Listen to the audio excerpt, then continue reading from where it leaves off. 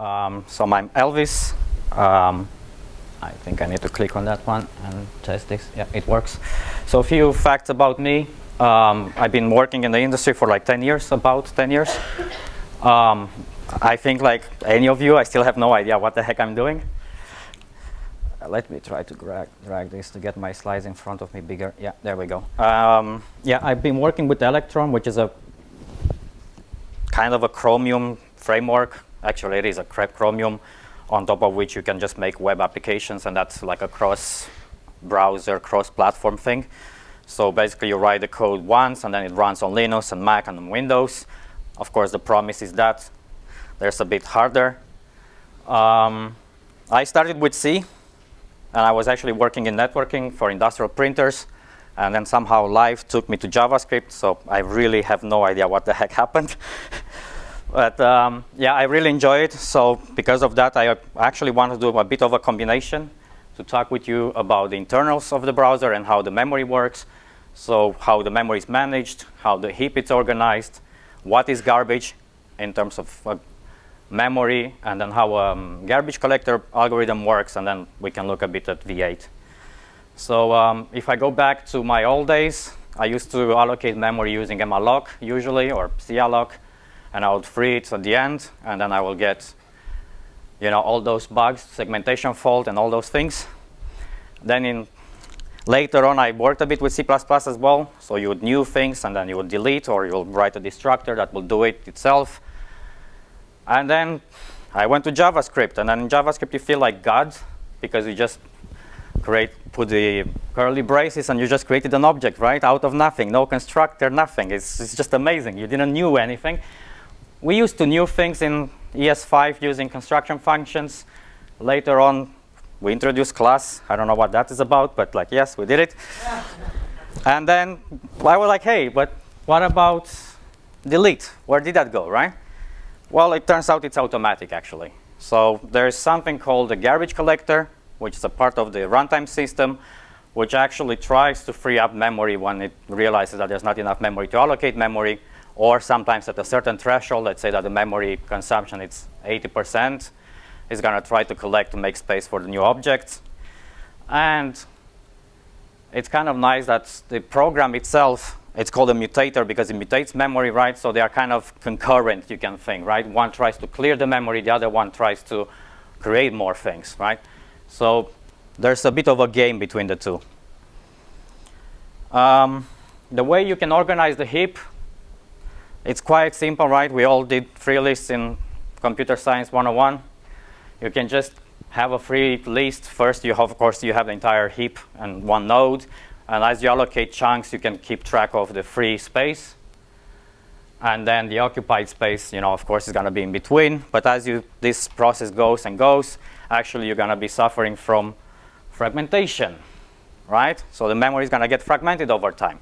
And then it can get so fragmented that you want to, let's say, allocate 1 megabyte, but there's no space for 1 megabyte. You have like actually 1 megabyte of available memory, but it's just in chunks of 1 kilobyte, let's say, right? So you cannot actually allocate anything, right? And it can become very expensive depending on the heap size. So if you're like on a server and then for some reason you have like a 4 gigabyte heap size and that's very fragmented, to find a free space, it can actually take a while. So right, it's a ON, where n is the size of the free space list, right? And then the solution is download more RAM, right? We all do it. The server doesn't scale. Yeah, let's just put more RAM there. But actually, the smart people that did garbage collection, they came with some solutions.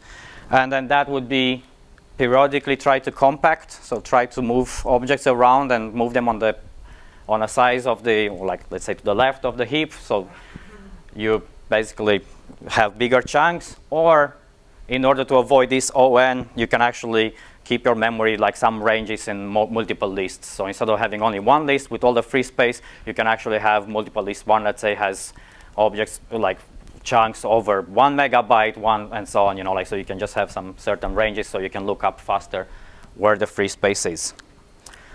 But then there's a second way of organizing the heap, which is you just split it in two halves, and you start allocating in one half, and then you still allocate in that half, right, continuously. And then let's say that you want to allocate that little guy. What you'll do, you're going to start copying what's alive. We'll get to that in a minute. Into this half. Then you now have the space. You're going to put your object there. And then you just swap the two things, right? Now this becomes the left one, well, more like right for you guys. The right one is now the from space. The other one is the to space, right? This is actually kind of like even how the process scheduler works, that it has an active and a passive queue, and then they also do the flip. Actually, the guy that did it, I think, if I'm not mistaken, is that guy that did it. He's actually not a computer scientist. He's an anesthetist from Australia, and he wrote the most performant scheduler in Linux. Just another fun fact. And then, yeah, there was a bit of a spoiler alert with this thing, because I showed you a bit like how the things get copied. And this is actually called the copying garbage collector. We're going to get to this in a minute. So if we look here, you'll ask yourself, what is garbage, right? How does the system know that a certain object is not, it's a garbage now and can be collected, right? And then if some of you guys did C++ and smart pointers, you'll know that there is something called reference counting. It's a very naive but very simple way of keeping track of garbage. All you have to do is just keep track of how many references you have there, right? So this root here, it's actually the global object, right? It's the window object in the browser, and it's the global in Node.js. And then from that one, you can actually track the pointers, and then you'll know, like, or references, and then you'll know, like, how many references there are and how they reference to each other, and then you keep track of this. And let's say that object goes out of scope. Now you remove that reference, so you decrease the counter. Now you know that that's went to 0, so you can just delete it, right? Boom. You got rid of the garbage, right? And then you decrease the other one, of course. And this is what is nice about it, is that you have incremental garbage collection, right? The moment it reaches 0, you just take it away. You take that space and put it back into your free list, right? It's very simple. Well, there's an issue here, right? And the issue is that guy goes out of the scope. That gets collected. But now you just ended up with 1, 1, and 1, right? So oops, that's a memory leak. So reference counting works very nice, but if you have a circular reference, it doesn't matter how huge it is. It can be just 2 objects. It can be 10. You cannot collect it because the counter will never reach 0, right? So that's kind of the limitation of it. It's very nice. It's very simple. Internet Explorer 6 and 7 actually used to do this. So yeah, we all know how good they worked. But there's another way. And that is called mark sweep or mark and sweep. It depends on what the kind of documentation you look at. And that is, this object goes out of, let's say, scope. And then what it's going to do is going to start from the root, and it's going to go for every single reference, and then it's going to start marking. So it's just going to explore this and then basically put a mark. Like, imagine that this object has like some bit somewhere that you just put it from 0 to 1, and that means that, yes, this is alive, so it's reachable from the root. I need to keep it in memory. And then you just go, and then, of course, when you go in the circular one, you already know that the bit is set, so you're like, okay, I'm in the circular one, I'm not going to go in an infinite loop, right? So you're like just stopping.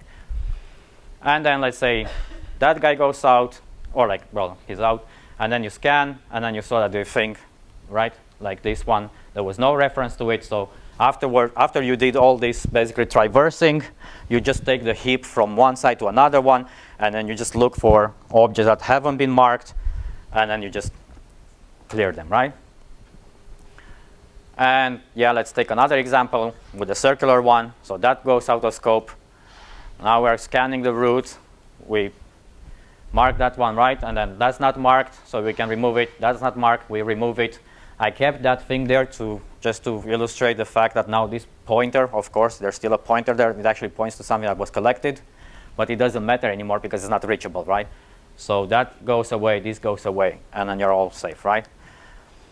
So that's kind of like how this mark and sweep, you can see that is nice. It doesn't leak memory, but the problem is, you saw like in the first cycle, I actually went and I scanned all this circular loop for no reason, right? So the objects were alive, and I had to go and do all the traversing. And imagine how much traversing you can do. So this mark part can be very, very inefficient in some ways, right? Or it can take a longer time. So a bit of recap. Yeah, using free lists, fragmentation, semi-spaces is nice. It actually compacts. You saw by definition it compacts because you're just copying from one side to another one. So it's all good. Yeah, they say don't put words on the slides. People will read them. So I shouldn't have put any. The problem with semi-spaces is that, yeah, you basically halved the area where you can allocate, right? So let's say you have 2 gigabytes to allocate memory. Now you have only 1 gigabyte, and after 1 gigabyte you need to collect. So that means more often collections. And if you try to make some kind of a game, oops, maybe that's not ideal for you. Reference counting is nice, but it leaks memory. Mark and sweep, spend some time in just traversing live objects. And that kind of a copy thing that you saw, and then the mark sweep, what usually in traditional or back in the 90s, early 2000s, you actually need to stop the program from executing when you collect memory. Because otherwise the program will try to allocate more memory and it's gonna start fucking up with your stuff, right? So it's not okay. So you need to stop. It's actually in garbage collection terminology, it's called stop the world. So you need to stop the world, the program, and then collect, and then you resume, and then you collect.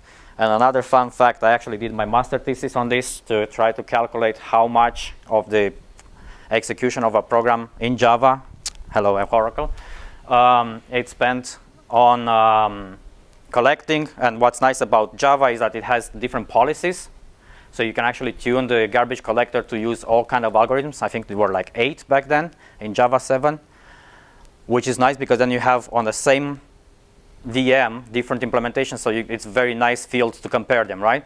And then it's about 20% that a program in Java spends in collecting, even though they have this amazing thing which is called GC, so Generation 4 Garbage Collector, and it kind of takes advantage of the pagination and things like that to try to almost like hardware accelerated garbage collector. And then that one was a killer, but that one was like, was more my reference point. So that one it's a bit different because it knows over a threshold how to do it. So it's very performant because it knows to collect in parallel. We'll get there. So yeah, you can do some optimizations. So even using free lists from time to time, you can try to move things around. Maybe it's expensive to do it every time, but from time to time you can try to do that.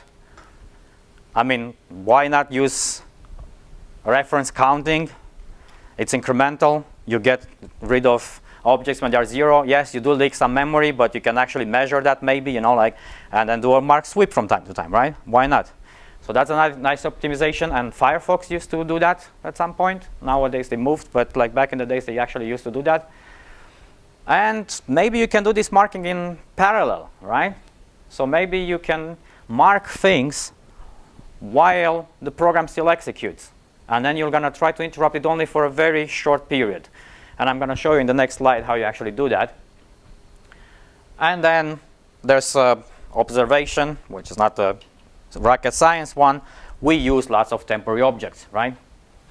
Everywhere. Especially in JavaScript. You do a map, you do a reduce, boom. You've done it, right?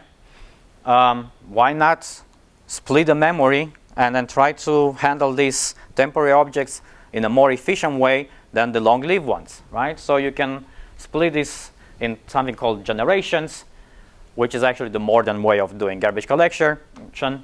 And then you can actually combine things, right? Young generation can be collected using the copy one because it's very efficient. And then the long one that anyways, the objects are mostly going to be alive. From time to time, you can just go and do a mark sweep on them. And this copy collector could also be implemented on the fly. So why would you first, you're in these 2 semi-spaces, right? Why would you stop the execution and just mark and then go and copy when you can maybe, as you mark, copy them, right? And that you can do that using a forwarding pointer. So what you'll do, you'll copy something, but in the old address you'll say like, where's the new one? And then when you have a reference, so this way you can keep the references by having this kind of a forwarding pointers. And now I will try to show you, this is going to be a GIF, and it's quite fast actually. It's from Wikipedia. but this is how three-color marking works. So basically what you do, you consider all the objects white, which means that all of them are prone to be garbage. And then you go from the root set, and then from the root set, the first objects that you meet, you mark them as gray. And then you stop from, you don't look at the root set anymore. Now you take the heap, and then you go from the gray ones, and then when you reach another object, it's gray, but when you finish all the references of this object, you move it to the black, right? Because you know that it's reachable for sure. And then you go continue doing this, and then at some point, all the black objects are the ones that are alive. And why is this interesting is because you can kind of do it in parallel with the execution of the program. Because you can go from the root set, you mark some things as black, you continue doing all these things, but if something is written, like your object, black object is modified, you just make it gray. And you continue, right? So that's the advantage of it. An object that is black, you know for sure that it's alive. You modify it, it might not be alive. You make it gray, you continue. Yes, maybe sometimes in the next cycle you'll still have an object that was garbage before, but it's not that big of a deal. So in this way, you can actually have kind of parallel or concurrent garbage collector that works concurrently with the mutator, right? Jesus, that's fast. Am I talking too fast? Okay. So now we go into the V8 world, right?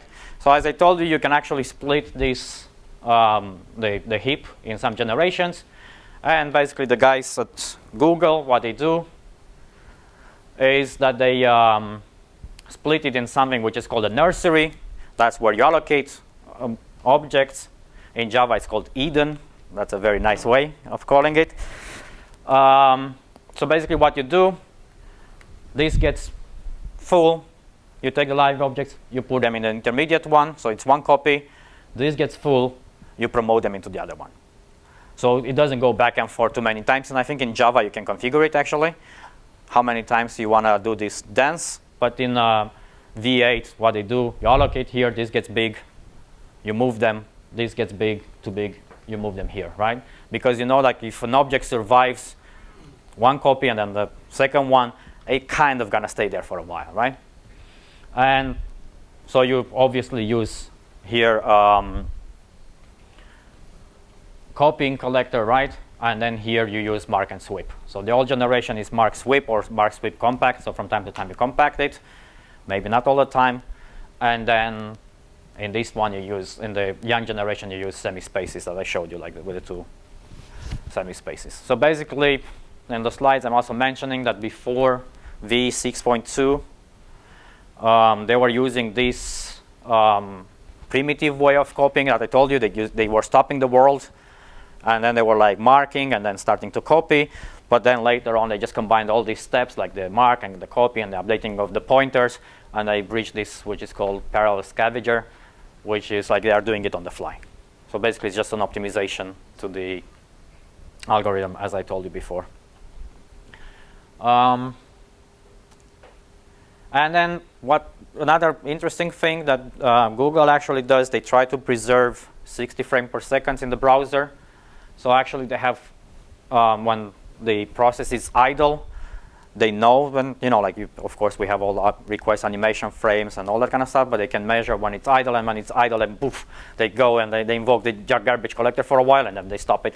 They invoke it for a while, and then they stop it. They invoke it for a while, and they stop it, right? And because of this three-color marking, you can do it, right? You just go like mark, mark, mark, mark, mark, oh, stop, right? So it's a very, very efficient way of actually maintaining the 60 frames per second, and that's why nothing beats Google Chrome. I'm a Firefox user, you saw that when I drag the tab. But yeah, nothing beats Google Chrome. And I work with Electron, which is Chromium, right? So it's the kind of the father of Chrome, or the open source part. And then you can actually visualize all this if you want. There's some exposed flags that you can that are exposed to Node.js. So in Node.js, you can actually create even a program that has a closure that has a memory leak and see how it works, and you can actually make it in real time. This is just a snippet. So you can actually, this is going to be in real time showing you how the memory works, and you can, I don't know if you can see in the back, but in the first part, 60% rate was survived, and then later on it was only 3% that survived, and so on. So you can actually play around with this. There's even a Node.js project which is called, I think, Node.js garbage visualizer. I don't remember, but like just search for it, and you can actually get some nice graphs of how your program works. So if you're doing something, I don't know, like try to do a fancy thing, you can actually take it and see, hey, am I suffering from garbage collection? Because if you want to have some real-time thing, right? And then you can actually understand if you're consuming too much memory, maybe you're allocating too many temporary objects, maybe you should just reuse objects, so you just create a pool of objects, and then instead of destroying them, you just modify them, you destroy the properties, but not the objects themselves, right? To avoid garbage collection and so on. So you can actually tune in different kind of ways. So yeah, that's it. That's me, and thank you very much. Any questions?